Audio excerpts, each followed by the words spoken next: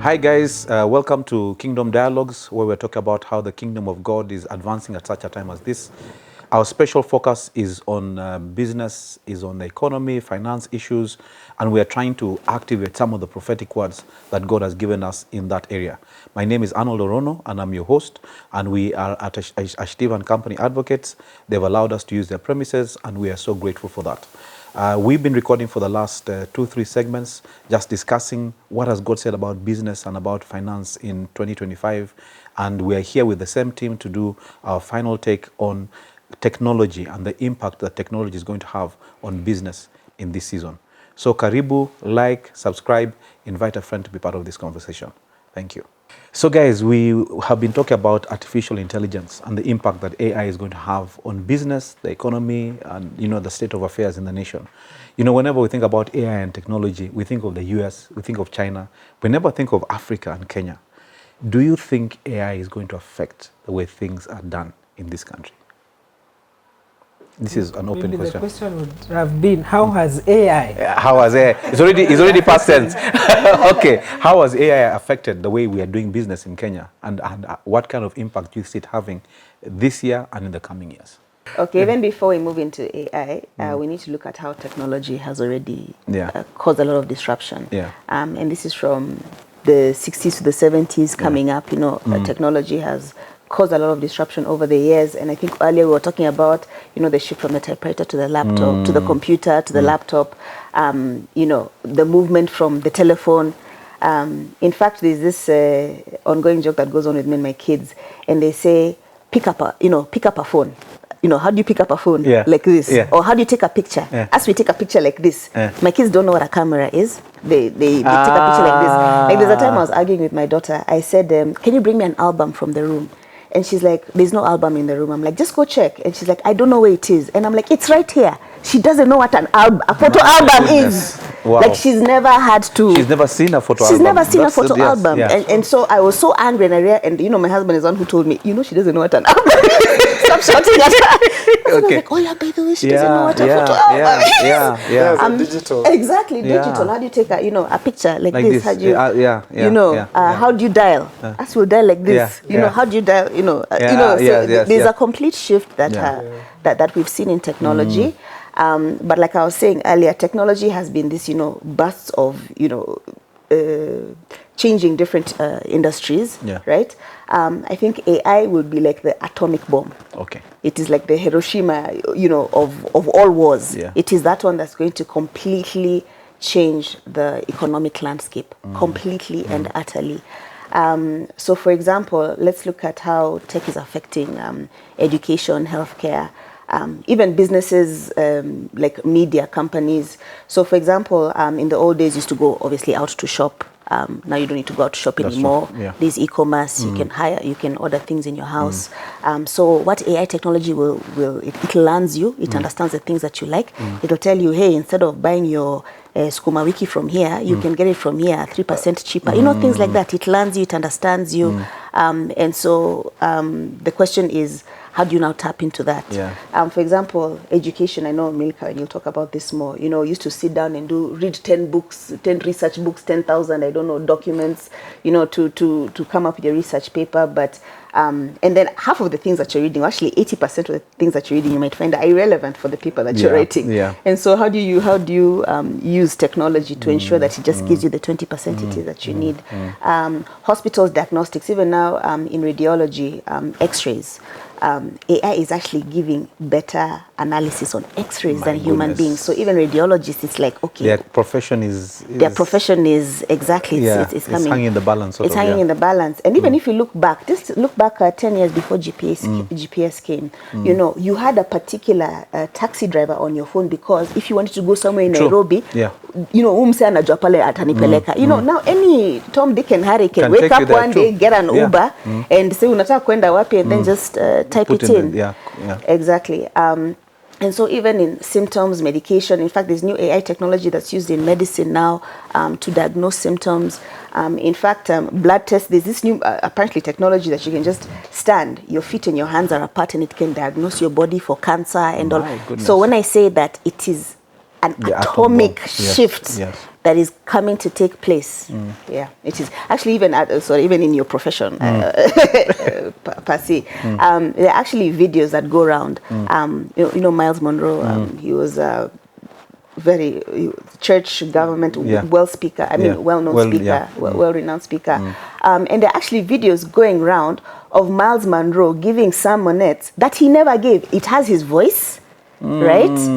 Because for me, because I've listened to Miles Monroe for a long time, so when I listen to this other AI Miles Monroe version, I'm just like, that's not his voice. So they have sermonettes that they have from Miles Monroe. This empowering, you know, this encouraging type of sermonettes that they're putting online. So it's touching across all every sphere. Every sphere. Yeah, maybe AI will help us to look for better prophecies. I don't know what you think. This prophecy is 10% better than this prophecy. Exactly. Actually, AI can tell you of all the prophets, this one has 99% accuracy, so we know who to stop following. You're like, your prophecy is only 5%. Exactly. Wow, amazing. Okay, technology and AI. What do you guys think? Yeah, for me, I think I can just, if I use a background of my profession, for example, I know we were sharing backroom.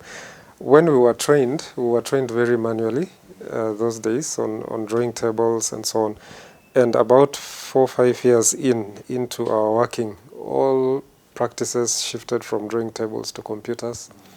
That was computer-aided design. So that made work faster, more efficient, and you could produce much more.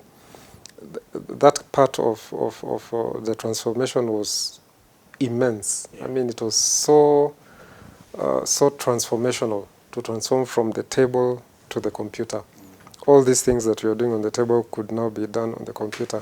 Then I remember at that point in time, we shifted from conventional manufacturing to what we call computer-aided manufacturing.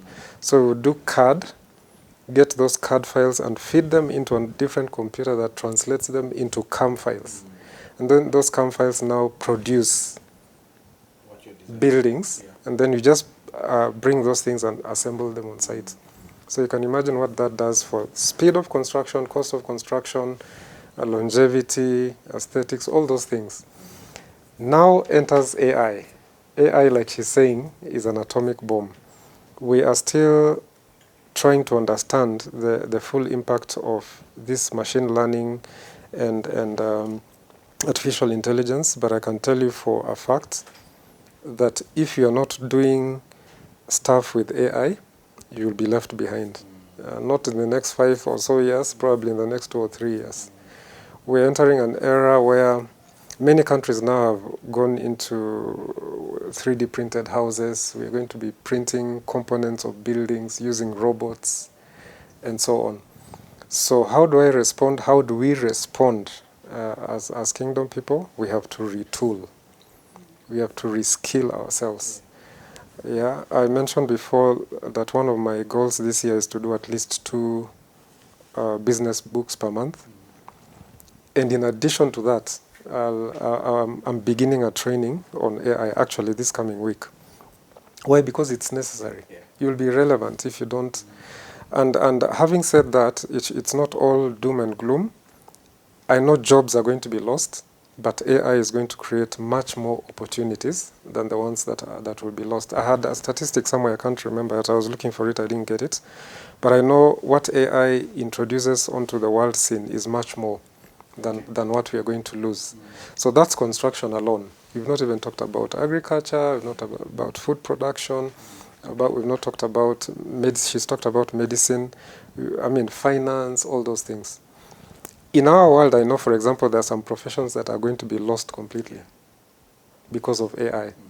Computer-aided design in itself killed quite a number of professions because as an architect, I could sit on my computer and do multiple things from there. I didn't need a lot of the people that we used to have at the beginning. But with AI, even more professions are going to be lost. So it will mean we retool and reskill ourselves. I read somewhere that degrees get obsolete within about 5 to 7 years. Yeah, so let's not be very proud of these degrees that we have. In addition to the degrees, let us continue to retool and reskill ourselves. Let's add, because we cannot escape the influence of AI. Yeah. AI is doing amazing things. Amazing things. I mean, I can take this, I can design this space and put it into an AI app, and it generates the interior design after fed in a few parameters.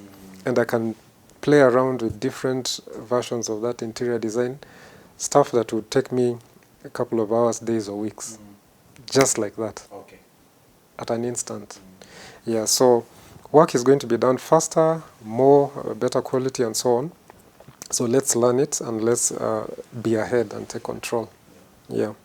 You know, I think as we are having this conversation, my mind goes back to late 90s, early 2000s, and a better part of 90s, where we used to have the cameraman come in the village with a bike, and there was pop, pop, pop, you know, especially on Christmas days. And when you hear that sound, you know it's time for a photo, and we would all line out, and it's time for a photo, and they would, you know, these negatives.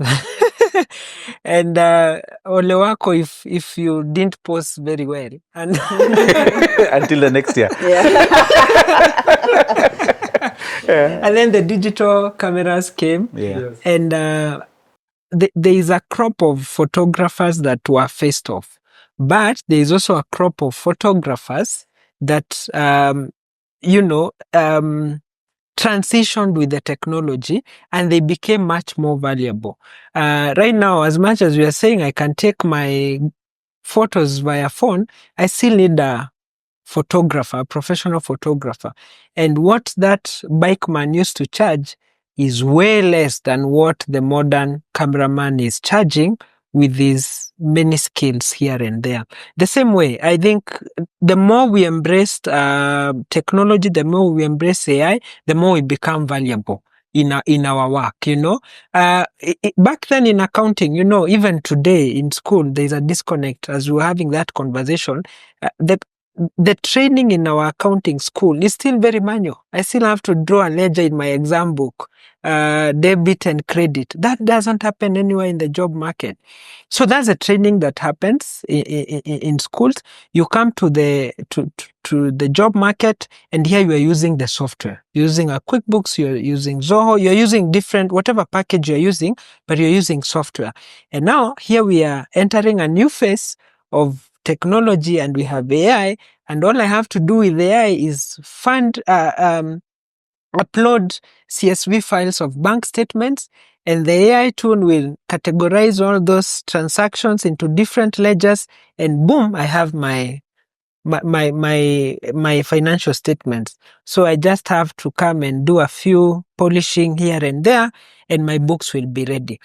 When I think about this, I feel I want to embrace. It's making my work easy. You know, I don't want to look at it from the place of I'm losing. No, I'm not losing job, because as Doreen mentioned earlier, when we were having this conversation, it's giving me the power to serve many more clients at the same time. It's given me extra capacity.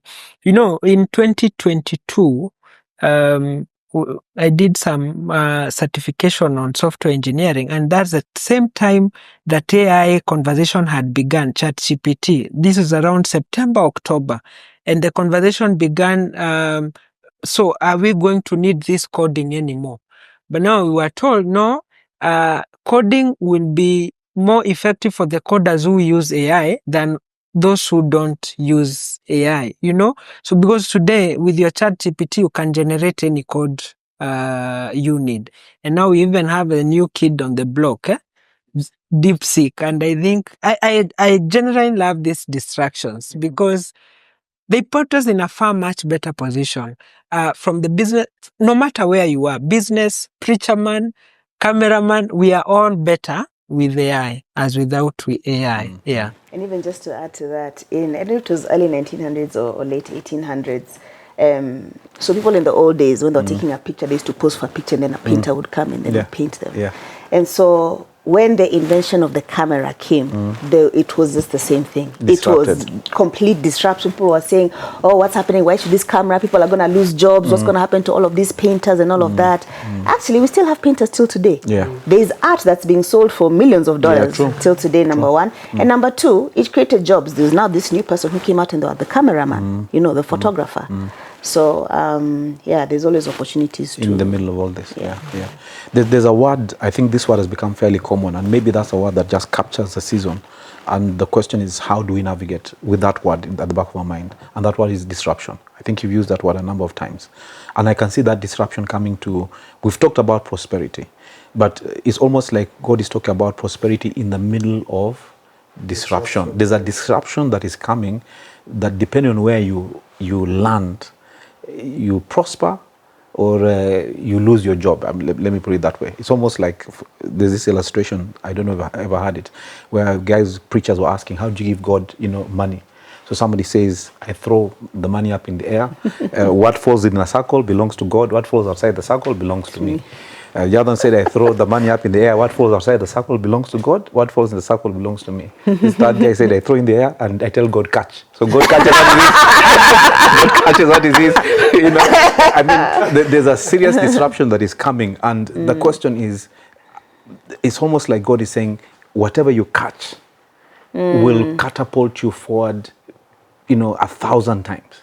But if you don't catch anything, it's almost like we'll go down with the ship, as it were. It's almost like the Titanic is sinking, jump into this safety boat that are prepared. But if you get onto this boat will be like a rocket that just takes off into the air. What kind of mindset do we need to have to deal with disruption? So the first thing that disruption does, it takes you to a place of discomfort, which is what we're feeling as a nation. And I'm sure it's not just Kenya, it's actually Africa-wide.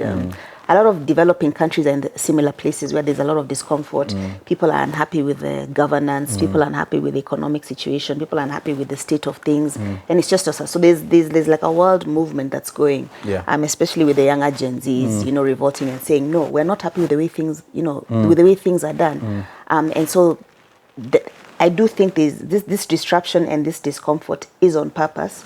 And so this discomfort, what it's supposed to do, it's not supposed to just make us grumblers. And I know we're having this conversation about complaining and all of that. You're not just supposed to remain a grumbler and a complainer. You're supposed to do something about it. And so, are you going to speak against this disruption? Okay, so this discomfort, you can be someone who speaks like an activist. We're not happy with the way things are done.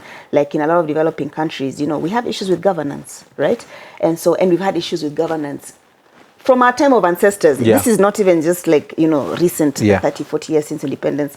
Our issues with governance have gone through our ancestors. That's why we were sold as slaves. We had governance issues back into 1200s, and so it is this discomfort now creates, people are now able to move and now do things. So the Gen Zs are out there making noise, and we're seeing it in Bangladesh, we're seeing it in Sri Lanka, we're seeing it, Nigeria, Ghana, Uganda. There's a disruption that's coming because we want better governance, better systems. And then in the business industry, what we are seeing is the things that we used to do, the way we used to sell is no longer working, or the strategies we employed for the last 10, 15 years is no longer working. Discomfort, change. What does that mean? It means you need to say, okay, fine.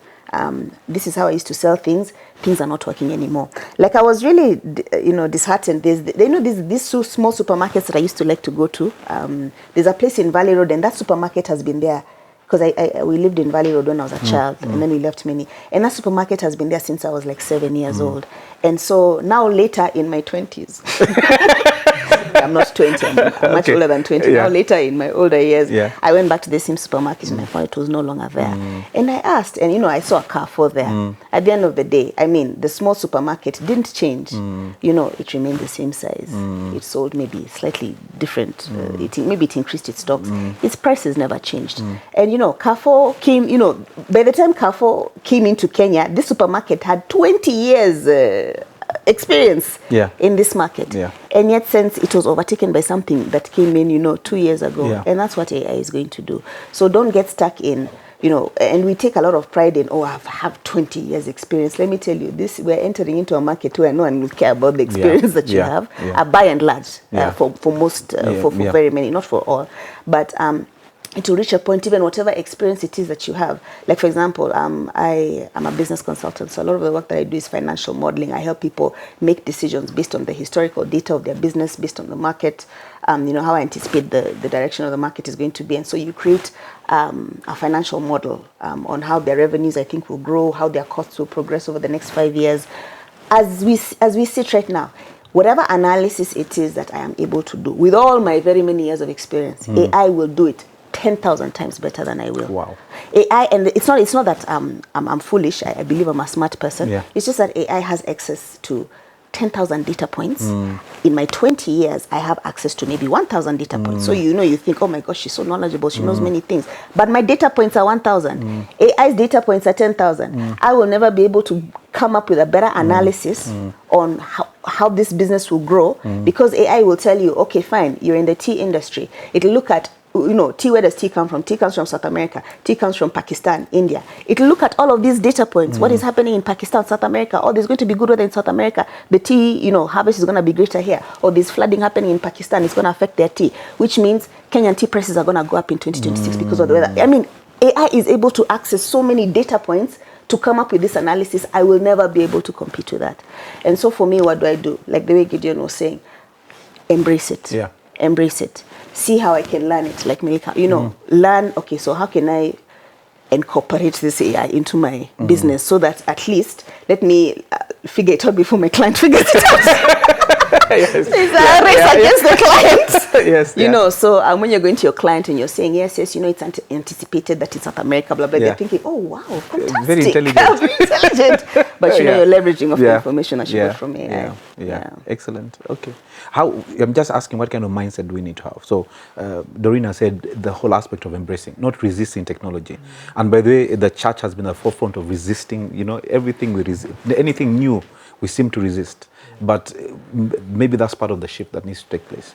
So, Gideon, what else would you add to that conversation in terms of the mindset to navigate this AI era? I think with technology, we don't resist, not just AI. I don't know what's the future technology that would be coming. I hear that the next advanced stages of AI will be, they call it hologramic, so that they can create a hologram of me, so that way later when I'm gone, my conversations, they can be able to speak to me with my hologram and all that. And then when you filter that from the lens of the Bible, it sounds spooky. You know, how am I supposed to, you know, those many things, eh? But I think my default approach to technology, you embrace it. You embrace it to the extent that it's agreeable to the word of God. And I think in most cases, it's helping us grow. It's helping us do our missions better.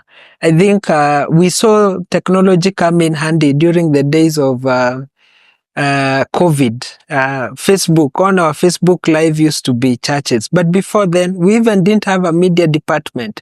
So technology is there to help us. Yeah? How much more of businesses? Yeah. So my default approach to this, embrace and leverage on it. Yeah. So we just want to wrap up this conversation and, you know, just give a parting shot, maybe about 1 minute each. You know, what kind of advice would you give to businesses out there for this year? And I like what Melika said, this season. So we're not just looking at it as a year, we're looking at it as a season. There are certain things we need to embrace. There's certain way we need to build. Yeah, maybe Doreen, you can start from you. You look like you're eager beaver. You're eager to answer that question. Wow. Yes. Yeah. What parting shot would you give to a business? What I can say to businesses is change the way you think, right? Don't, and I know it's easier said than done because you're used to thinking a certain way, but just open up your mind to new ideas, new things. I like to say, increase your networks, try and get information for the people around you on how things are changing. Learn, watch the news, you know, find out what's happening in the industry that you're in different countries, different regions, to see how the markets are changing. Always be on alert. As a business person, And I know it's very easy to get, this is a long parting shot. It's easy to get caught up in the operational part of the business, but Yeah. it's always good to step out and just play, put in a strategic hat and just see, where is my business going? What direction is it going? And you're doing this prayerfully. You're doing this prayerfully. And then I believe when you're in that place of creating a strategy for your business and basing it not just on what is happening in your business, but also basing it on what is happening in the industry and the globe, in the region, I believe that the Holy Spirit is able to guide you in the way it is that you should go. Okay. Milka, what's... For me, two things. Number one is, actually three things. Number one is obtain strategy for dominion, having known what God is saying to you or to your business or nation. I think it's important to go further than that and just look for what strategy is it that will make you have dominion in your field. And this may look far-fetched, but a good example in Scripture is Joseph. When he was told what was going to happen, he was also given a strategy. And the strategy helped to save him and the nation and his family. And then the second thing which I hear so strongly is that we must be covenantal with God. We must have a covenant with God where our businesses are concerned. What is the covenant you're making with God concerning your business?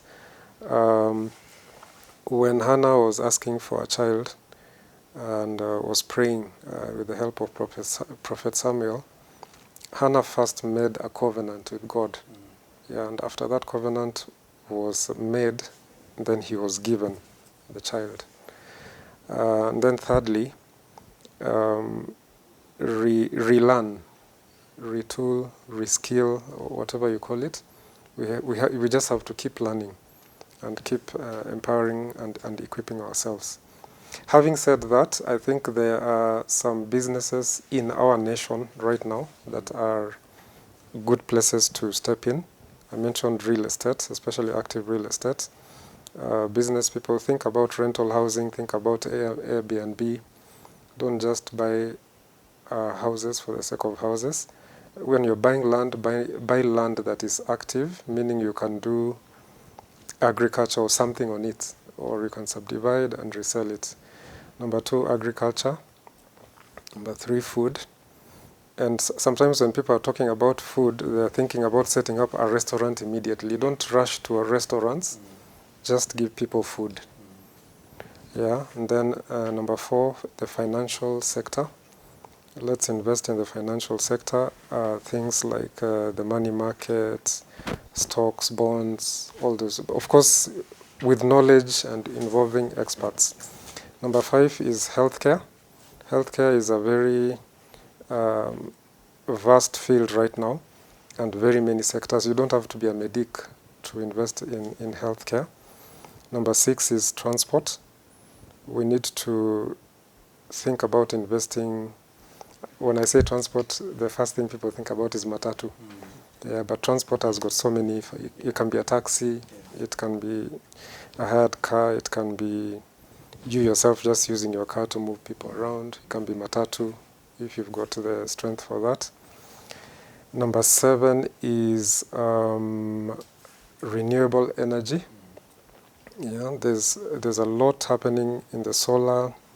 When it comes to do with solar energy, wind energy, geothermal, and even just the normal energy that we have, petroleum and electricity.